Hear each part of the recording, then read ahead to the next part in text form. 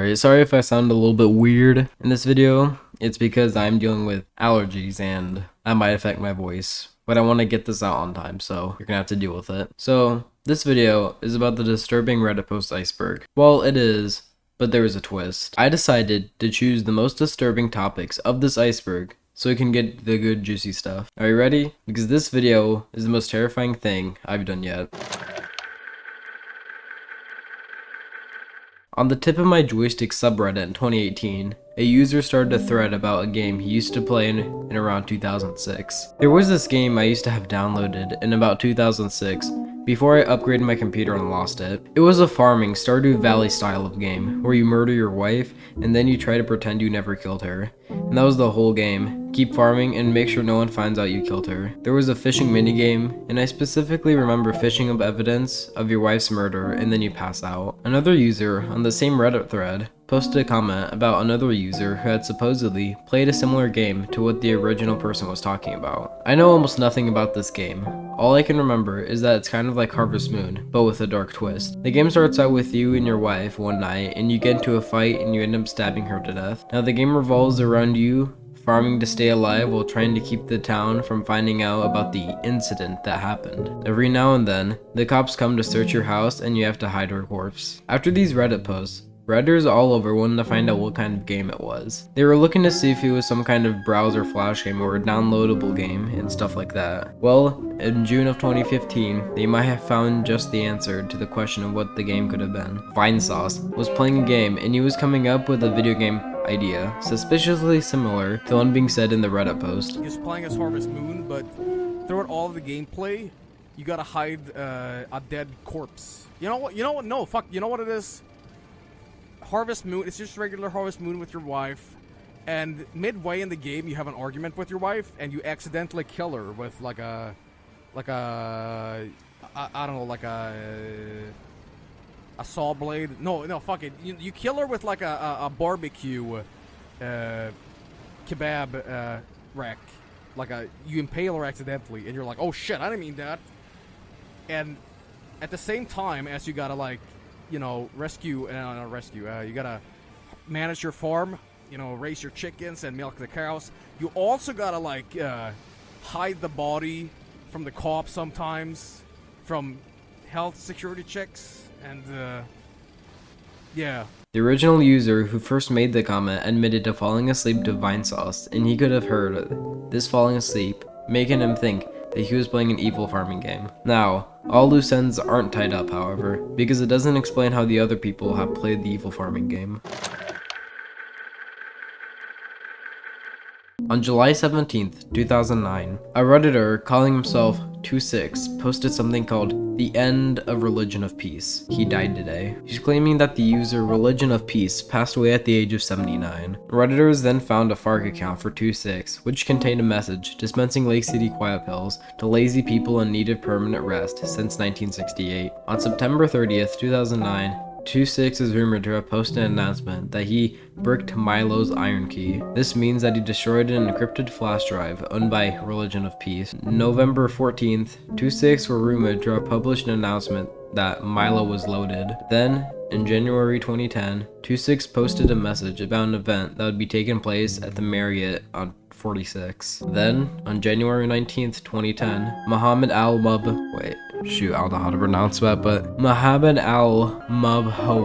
was assassinated in a hotel room in Dubai. The theory here is that 26/Milo, or Lake City Quiet Pills, was the man to commit the assassination of Mohammed Al-Mubho. There is an excellent video by Fright Night that explains the situation in much greater detail, and I'll have his video linked in the description. So on the second layer, we already have stuff about assassins and killings. How can it get much worse? I'm planning on not adding too many comments on this, for this one's pretty serious and these posts on Reddit explain themselves clearly. I've never been a drug user. I drink once in a while and smoked pot years ago when I was a teen in high school, a few times, and that's it. I'm 24 now, have a master's and a well-paying full-time job. Yesterday, I was walking through Washington Square Park, where I pass every day, and there are always people that are looking to sell drugs. not in the park anymore due to cameras, but it is well known that you can meet the dealer and then do the transaction elsewhere these days. They usually don't solicit drugs to you unless you stop to stand around near one of them for some reason or look like you're looking for something. Yesterday, I happened to stop by a row of benches to check some messages on my phone when a dealer on the bench to my right asked me if I need anything. My life has been pretty boring the last few years, and I feel like I haven't really lived, taken any risks, or done anything crazy. So I figured, what the heck, maybe I'll buy some pot and it's been a while. I said yeah, and after asking me several times if I'm a cop, he gives me his number and tells me to meet him at a fast food place several blocks away and he'll hook me up. I say alright and nervously check to make sure I have cash and go meet shady looking dude. We sit down and after hounding me, asking if I'm a cop, he asks and what I need. I tell him, I just want a dime bag, and he says something like, nah, sorry man, I only sell half ounces. You can take that, I've already got some coke in H. At this point, I didn't want to buy half an ounce of pot. I probably never smoked more than an eighth of it in my life, but then I started considering his last word, heroin. I've heard so much about it and how crazy addictive it is and seen it in the movies and TV. I'm thinking The Wire here, one of my favorite shows, and it really started to intrigue me. I've always wondered what it would be like to do heroin. Out of nowhere, I say, we take the H and we do the deal there. I give him the cash under the table and he slides me a small order of fries with a little stamped wax baggie in it. Then he tells me to let him leave first. I put in my pocket, then nervously race home, my heart racing, cannot believing what I just did. I held onto the bag in my pocket palm, sweating the whole ride home. When I get home, I open the bag and dump some golden flakes and powder on the glass coffee table. At this point, I don't even know what to do. I know I could store heroin, but it looks awful flaky, so I try to remember how they did it in the movies. They always seem to eject it in the film, so I started googling how to snort heroin like an idiot and do a little research on stuff and how much to take. I used a card to get into a fine powder and move a small bump to the side, which I inhaled through a dollar bill. I didn't feel anything yet, so I snorted a small line, which is essentially half the bag. There was very little inside. I waited, and in a few minutes, I had the most pleasurable feeling of pure relaxation and bliss wash over me. I just sat there and everything felt amazing. I nodded off and it was great. I had the TV on but wasn't paying attention. I must have sat around for 4 hours doing nothing but feel total pleasure. When I would nod off, it would feel like I was in pure conscious lucid dream like state. Sometimes it felt like I was leaving my body. At this point, I did not rest of it. When I would nod off, it felt like I was in pure conscious lucid dream like state. Sometimes it felt like I was leaving my body. At this point, I did the rest of it and stayed up all night and must have been high for 10 hours straight. I must have slept at one point. It's hard to tell the difference when you nod off and everything feels good regardless. Just the feeling of being under a blanket was amazing. I was blown away by the power of drugs and how orgasmic it felt. I never understood why people did drugs before and got so hooked on them, but now I see why. I have the urge to do it again, but I will resist and not do it. At least, not for a long time. I understand the addiction potential and how someone could easily tear apart their lives with this. Heroin is pure powdered pleasure. I actually feel proud of myself for having the balls to do something this crazy. I feel like it was a valuable life experience. Am I a window into another world and part of society? I'll never forget the day I did heroin. 2 weeks later, I'm still withdrawing, throwing up, and sweating out gallons of sweat. I really want to use and relapse right now. I know I shouldn't. These urges are so strong and overpowering. Please help me if you can before I get the chance to. I was doing everything right. I've been clean and somehow a rumor got out that I've been using and my girlfriend found out and she basically broke up with me last night, but is now putting the decision on hold. I have some serious unrelated business/work I need to attend to in 2 hours. I don't know if I'll be in any state to be able to and be ready for work. I can't stop crying. Hate heroin. I hate my life. I guess I don't need to say that since heroin pretty much messed up my life for me in under 2 weeks. I just want to die. Tomorrow I leave the psychiatric unit to go into a substance abuse unit for a couple of weeks before heading to a long-term residential rehab program. I was technically dead from a fentanyl overdose last week. I was revived with multiple shots of Narcan. If I was found 10 minutes later, I would have been dead for good, according to EMS. Reddit warned me I would become an addict when I did, and I in May a little over a year ago, after first trying heroin. Needless to say, I didn't listen, and I am paying the consequences. Whether or not if I would have made it difference is questionable considering my personality. A staggering number of bipolar people become addicts. This is my third extremely close encounter with death from drugs in the last year. I've done more than you probably know exist. This is my third chance at life, and I don't know if I'll get any more. For 6 whole years, he was gone, and Redditors got worried and wondered if he had overdosed again, and had died. But thankfully, he did make a response. I don't know if anyone here remembers me, but you can look through my submissions history and get an idea. It's not pretty, and I'll take you through a journey of my life trying heroin, to my life quickly falling apart. So take that as a warning. It's graphic. I was totally out of my mind, and you may not want to read it, depending on where you're at. This is the first time I've logged onto this account in a couple of years, and I had a bunch of PMs and people occasionally mention this account in various places on Reddit. So I'll post a quick update here from anyone who stumbles upon this in the future. I'm now almost 6 years clean from drugs and alcohol, and life is good. It's too difficult for me to go back and even read most of what I originally wrote 7 years ago. Maybe one day I'll be able to. I don't even remember what I said in the first post, but I knew I can look back objectively and say that things probably weren't as good and normal before I tried heroin that time as I made it seem in the first post. There were certainly warning signs before that with alcohol, weed, and other things that issues with substances, although I probably couldn't admit it to myself at the time. I would have never tried it if things were truly going well for me. What followed in later posts with where it took me was very real. Thanks for everyone who has reached out over the years. I hope everyone that was able to find recovery and get the help they need. So this story at least did end in a happy ending, with the guy getting clean from the drugs. But this Reddit thread is a warning to everyone that yes, drugs really are horrific and terrible, and can cost someone their life. This post might be the most disturbing. All it shows is got a notification from my smart home app in the middle of the night saying, "Your doorbell detected a visitor," and it shows this image. Nothing else, no context, no nothing. All it shows are some comments, but we don't know what happened. To start the story off, I'd like to say I'm not a believer of the paranormal, which could be applied to some of the details if you're an avid believer. Some disclaimers are, my area is pretty dangerous, a lot of gangs and stuff live here, and a lot of crimes happen. My garden is surrounded by fences, the back one leads to a main road. I suffer with audible and visual hallucinations. I've been living with my dad for around 3 years now.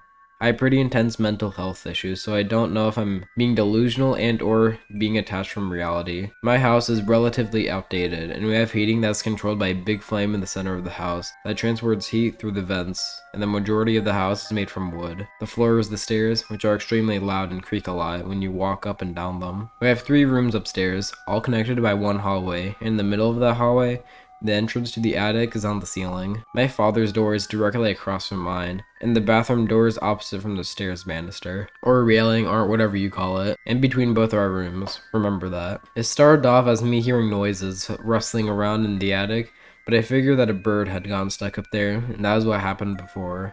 And the majority of the noises were in the morning after I wake up, and before I go to sleep. The normal times are around 7 to 9 a.m. and 10-11 p.m. I asked my father and he had thought the same, so I shrugged it off. Around 2 to 3 months go by. The noises are becoming more consistent and common, but again, I shrugged it off and drowned it with music or YouTube videos whilst on my computer. I won't let my paranoia get to me, until one night I'd woken up at around 3 a.m. and I could have sworn that I heard footsteps above me. I heard them moving across the attic floor. I could hear where the noises were coming from, and where it was located in the attic. I ran into my father's room to wake him up. I'm not sure if we had startled something up there, but the noises stopped. My father didn't believe me, and he said I was just hearing things. I suffer with audible hallucinations, sometimes visual, so I again shrugged it off as a little reassurance is that all I needed. I hadn't heard anything for a couple weeks after that, and I'm not sure why. The morning and nightly noises were still persistent, however. We went out one day, me and my father and my dogs.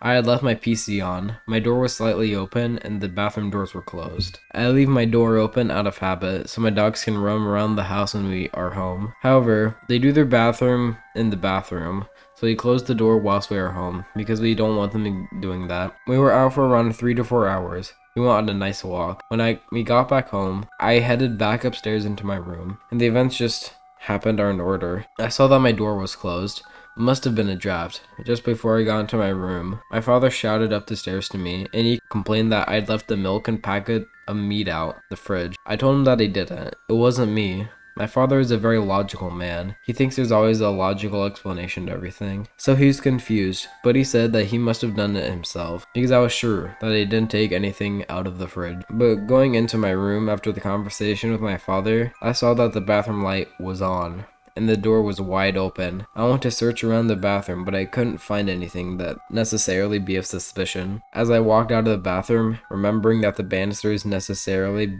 be of suspicion. As I walked out of the bathroom, remembering that the banister is facing you when you leave the bathroom, I had seen some paint chipped away from the banister, something I'd never noticed before. All of this could be explained as a coincidence, or maybe I did close the door, open the bathroom door, leave the light on, never noticed paint chipped away from the wooden banisters. Maybe my dad get some stuff out of the fridge and forgot to put it away. That's how I thought at the moment. I did not want to believe that someone else was living in our house. But when I entered my room, I sat down on my computer. I noticed that it was no longer on the YouTube video, and on some European food website, which was in English. However, no idea, other than that my computer had no other evidence of being tampered with on it. Just that the food website could have been a pop-up. Things had escalated from there. Me and my father kept hearing weird noises in the night, and even during the days. Bangs and thuds, etc. My father goes to work 5 days a week. He leaves at 5 a.m. and gets back at home at around 7 p.m. I don't work, and I'm at home to hear everything. A lot of the times when I'm home, I hear these noises and my dogs do too. So I know I'm not hallucinating. My dog starts sniffing and peeing around the area underneath the attic latch. I have no idea why. My dogs are 3 to 4 years old at this point, both of them, and they've never really peed in the place they haven't been before, if that makes any sense. One Christmas, my dad had gone on holiday, leaving me on my own in the house for a few weeks. Probably the scariest time of my life. I'm an adult. I should be able to defend myself, right? Well, everything was fine for the first few days. It was lovely to have time alone. I cooked a lot, spent a lot of time with my dogs, even made them some nice food too. I had somewhat stockpiled food into my fridge and freezer to last me for a few weeks. Meaning, I didn't really have to cook much, just a microwave and or defrost a day before. After I'd cooked everything, one day, I noticed small things going missing from the refrigerator every day after waking up. I had these snack/bite-sized cheese wheels that I hadn't opened, but were open. Some of the food I made was going missing, and I was running out of milk a lot faster than I could have imagined. This persisted for about 3 days before I called a friend to come and stay downstairs. I explained the situation to him, and he was a lot more happy to stay on the couch for a few days to somewhat protect me. He's not scared of much, and he's very strong, so he could probably fight for himself if he need to. The very first night he was here, we did a test. We acted as if we were leaving the house and gently slamming the front door to potentially prompt whatever was in my attic to come down and have free reign on the house while we were out. We practically tiptoed around the center of the living room, sat in silence for about 10 minutes, whispering at most. We heard the noises extremely close to the latch of the attic, almost like a scratching noise, to get their nails under the hatch to open it or something. I have no idea, as my friend heard, if he had stamped his foot on the ground to intimidate, assuming that there was somebody up there, not to mention my dog started growling at this point too. I knew I wasn't just hearing things, and I had another person for proof. At this point, I was extremely terrified, and my friend, which was surprising,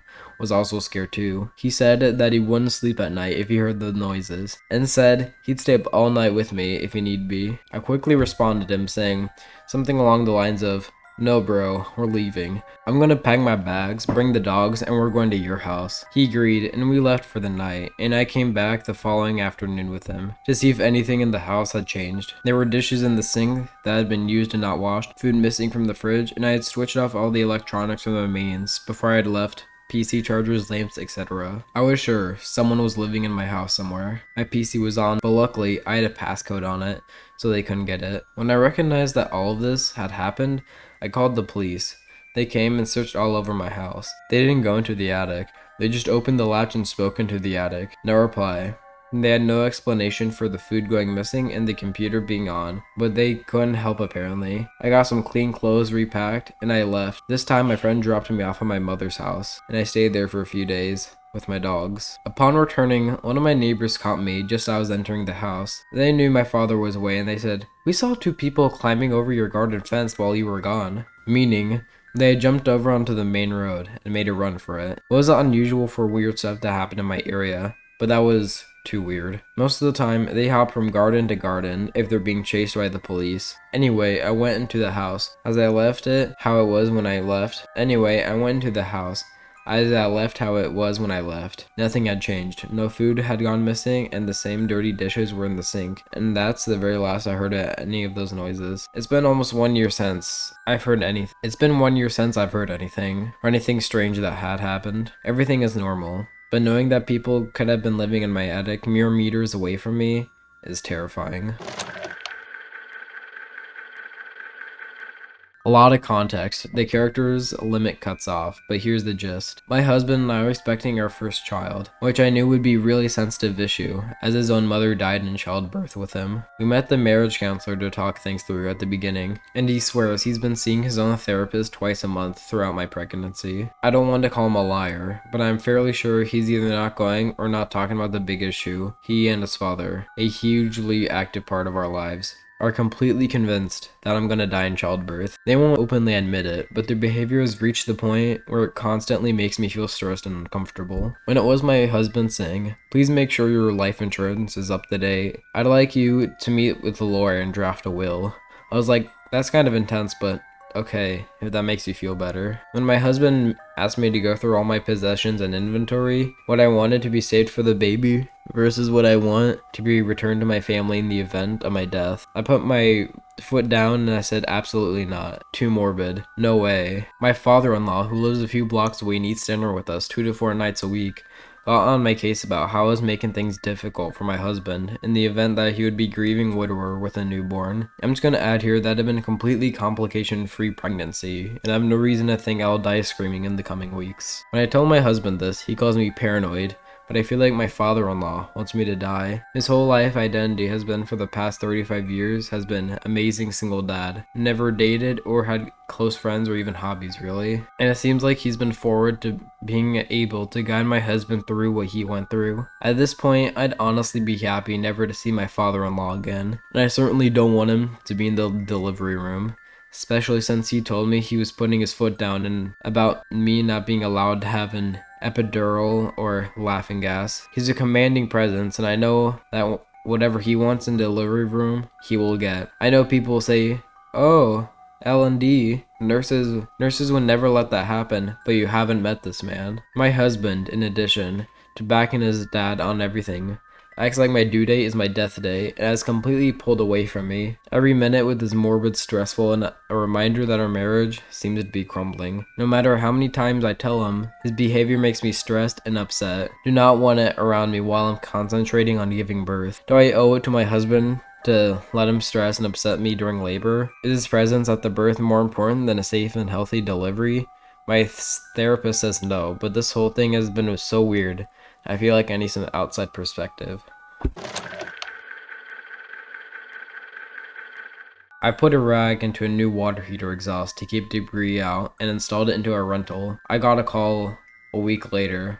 There's been an accident. I show up and there's a ton of EMs and police. They ask me where the gas shut off is, and I go down to shut the gas off and see the end of the rag I forgot sticking out on the top of the heater. Rip the rag out and shut the gas off, and head upstairs only to be told that all the tenants were dead. I drink all day now and sleep. It's killing me from the inside every single day. But if I say anything, my family is ruined. We have a bunch of rental properties and we'd be shut down. The worst for last. Now this layer is messed up, and I'll be listing 2 stories from the layer 8 iceberg. When I was about 14, I lived in a small town. My dad was there on a temporary assignment. It was the summer of my 8th grade year, and we were about to move back to the city. I had a friend, Lawrence, who I met at the local middle school. Since my family was leaving in a couple of weeks, she let me stay over the night at Lawrence's house. Lawrence was a cool guy, but always tried to act tougher than he really was. That morning, Lawrence tells me that he found a cave in the woods about 2 miles out, and he said, "We should go exploring." In my naive 14-year-old mind, I thought this was a great idea.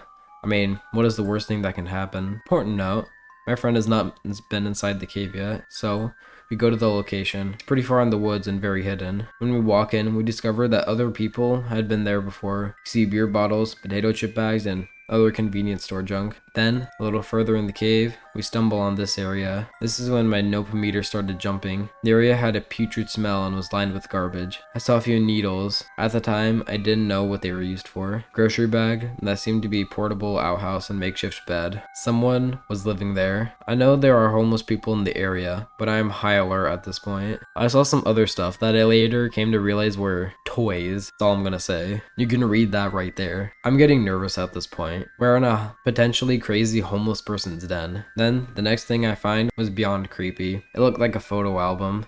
I picked up the album with one hand and held my flashlight with my other trembling hand. First thing I saw looked like vintage photos of a prison. However, then I saw a picture of a pile of bodies. I immediately recognized this was a Holocaust photo because one of them was wearing a star on his uniform. The whole page looked like the graphic concentration camp photos. When I tried flipping the page, I noticed the next two pages were stuck together. Then I saw some gooey substance. I took a second to register what I was seeing. Keep in mind I was only 14 at the time. Then it hit me like a bag of bricks. This man was to those photos. I'm not saying that, I don't want to get demonetized. I froze in sheer terror because I could never imagine anyone being that messed up. It was hard to describe the other feeling I had. But it's a feeling you get when you experience evil in its purest form. At this point, my note meter jumped from about a 9 to a 20. I see Lawrence right behind me. Before, I was worried if I told him we need to leave, then he would call me a wimp. At this point, I didn't care. I said, we need to get out now. To my surprise, he simply said, good idea. We noped out of there, and we didn't stop running until we got home. I realized when we got back to his house, we had a look of pure dread. I told him about the book. He then told me about what he had found. It was a photo book with pictures of women gagged and bound. There was also a picture what looked like with a child badly burnt on the face. He then heard the sound of someone coughing and moving further down in the cave. I didn't hear it. That is when he came over to me and was about to tell me to run. We finally told his parents later that day. The police were calling, but the only thing they found was trash. Naturally, nothing came of it. So, creepy Holocaust burn victim masturbator, let us not meet in this last time. When I was around 10 or 11 years old, one of my maid's daughters, who was probably 13 or 14 at the time, had a pretty weird relationship with me. We both mutually liked each other, but the relationship just couldn't happen because my mother strictly forbidden me to associate myself with any of the attendants of their family. We did some mild petting, I guess. We had a bunch of dogs in the back area, mainly German Shepherd mutts.